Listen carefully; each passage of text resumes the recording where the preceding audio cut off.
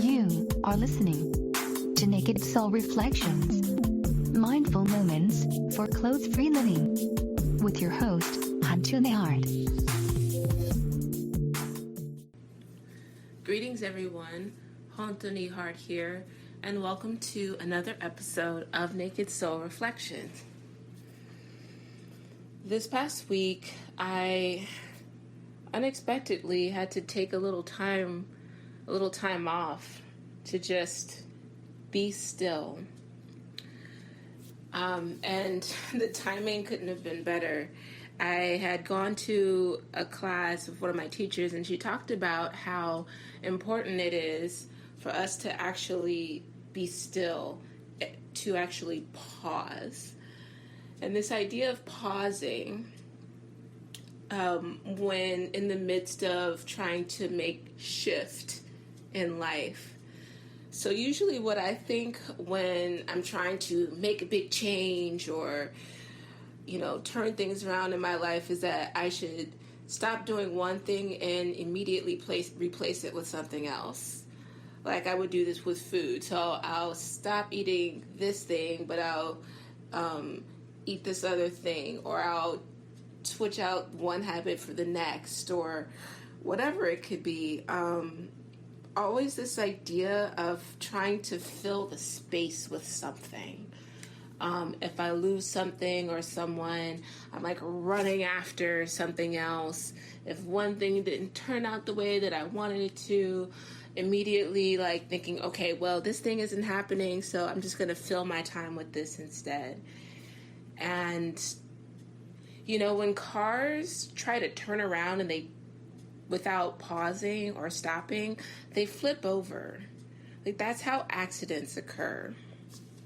And I didn't realize that this was how I had been leading so much of my life, was just running and running and running to fill the spaces that were uncomfortable to me. And it wasn't until this week where I kind of just hit a wall. It wasn't until that point that I realized that I had been running and running and running, trying to fill the space with something over and over again.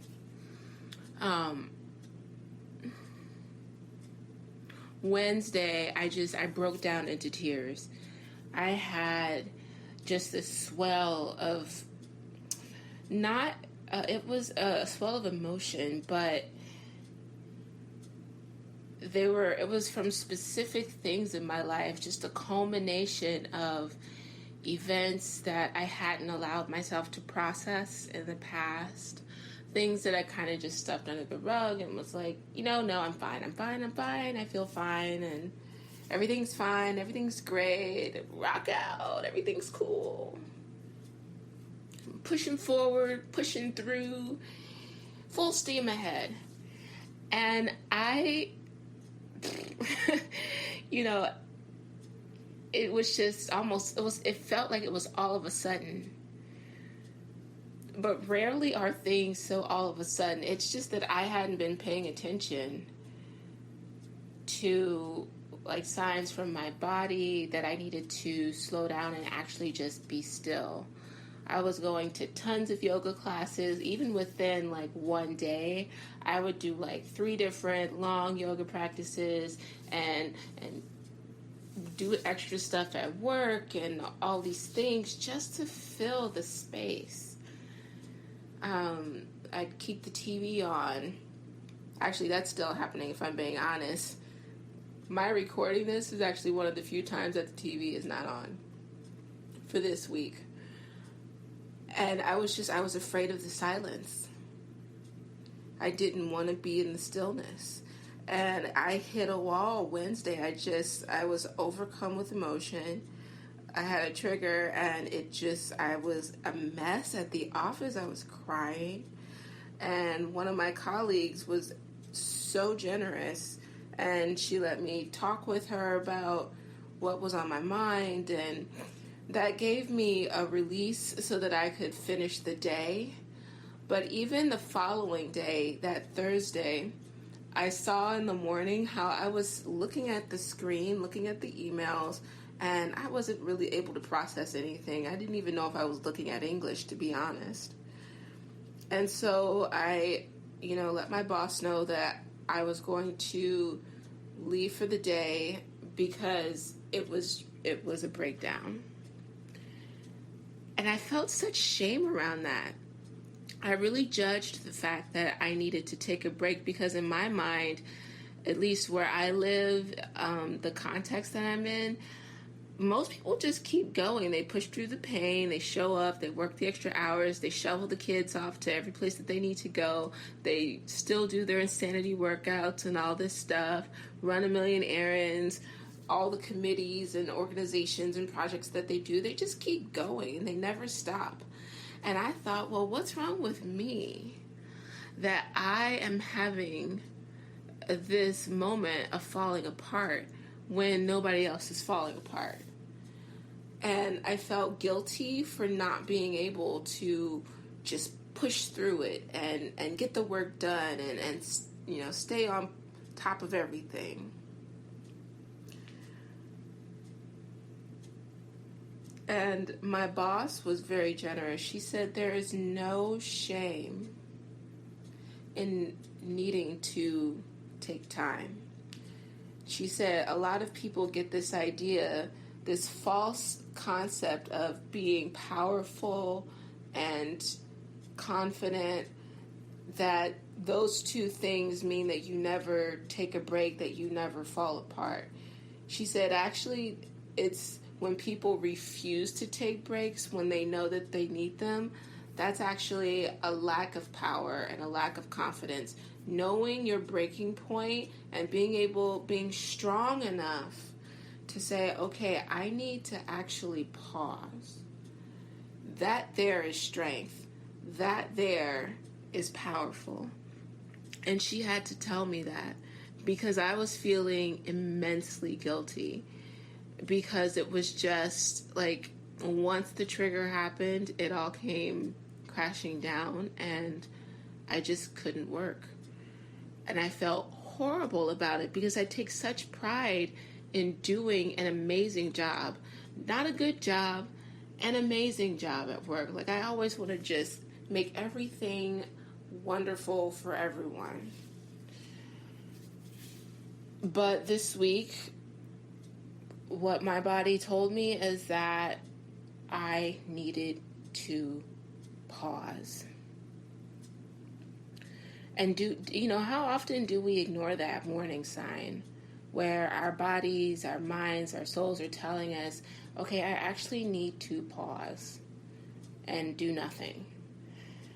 And so for the past 4 days, I really didn't do much of anything, which was much more challenging than I thought it would be. I thought I would be okay. I thought I was the kind of person who could be okay with, taking a break. Yeah, I'm cool. It's cool, whatever. I'm chill. Nope. Nope. I really had a hard time being still and just pausing and not running off to do a million things. At the same time, I really needed that space to breathe. And today I even had a good cry. I needed that time to just let things come to the surface that I really hadn't dealt with. I've had some major experiences in my life in the past 4 years. Well, actually the past maybe 8 years. But a lot of them I just didn't take the time to process. They were things where I just brushed them off and said, pick up and keep going.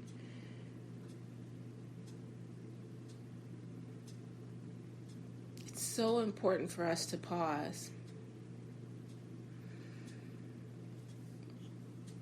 Because in that pause and that stillness of non-doing, there's actually a lot happening. It reminds me of yin yoga. in yin, it's just there are a lot of still points. You will sit in a pose for, 2 or 10 minutes. And at first it might feel like nothing's going on. I'm just sitting here, in a seated straddle, folding forward. But in the span of 10 minutes, without my trying to do anything, I'll go from sitting almost upright and being so tight that I can't really bend over to having my face on the floor in the span of 10 minutes of not really trying to do anything. Not trying to get to the floor, just allowing my body to open by doing nothing. And that fascinates me. It fascinates me even now, this idea that I can actually open up by doing nothing. That so much can happen if I will just stop and take a breath, take a pause. I don't know that my pause is done yet, but what I do know is that I've allowed space for things to come up and to cry and to just be with them, with being with people that I've lost, being with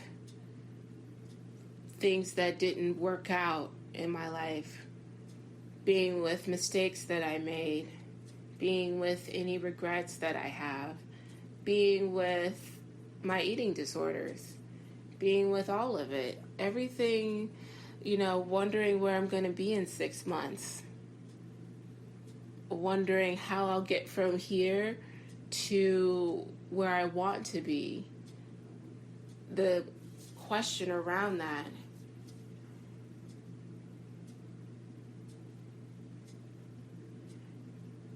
And I needed that space because I was so busy just running around and being busy, and that I wasn't really getting a whole lot done after a while.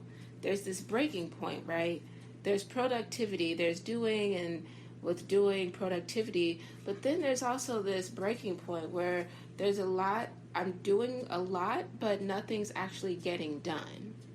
It's like spinning a wheel in one place. A wheel that's not contributing to anything, that's not connected to anything. And that's really how I felt. I felt supremely disconnected.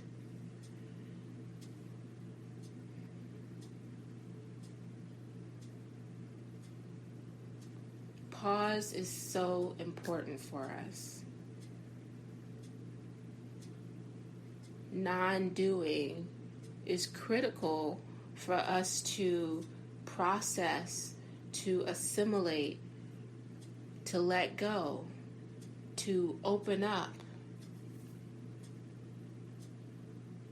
It's amazing how much, even just physically, how much I opened up over these past few days by doing so much less.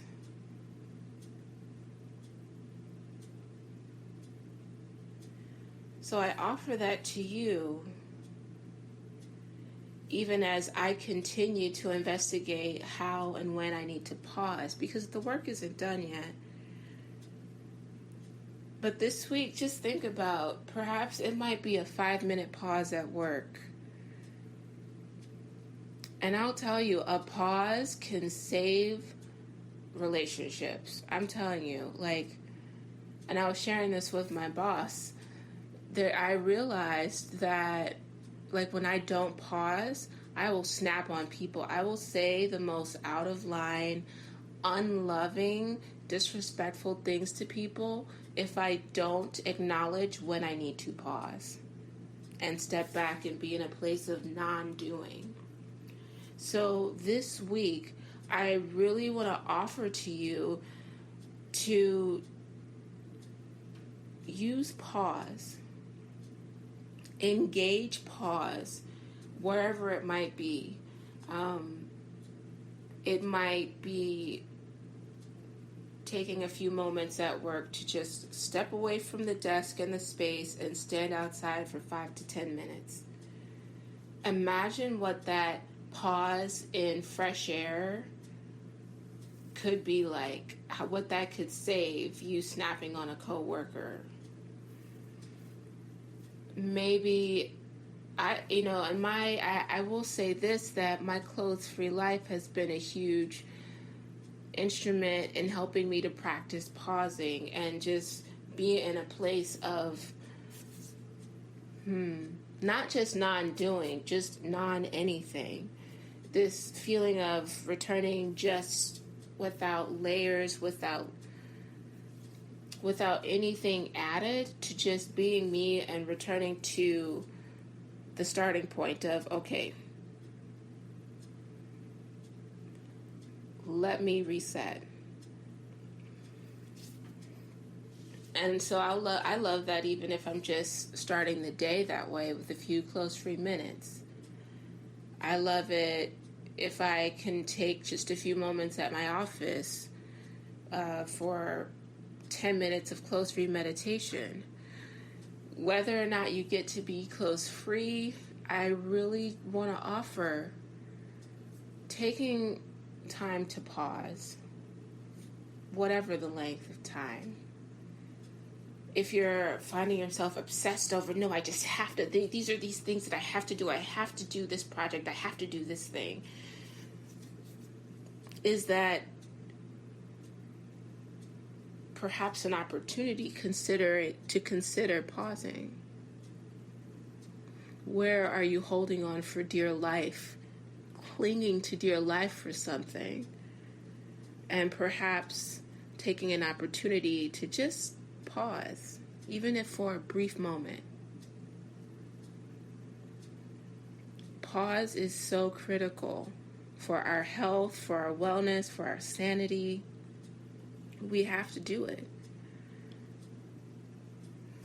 And know that, as always, I'm doing the work with you. I'm practicing pause.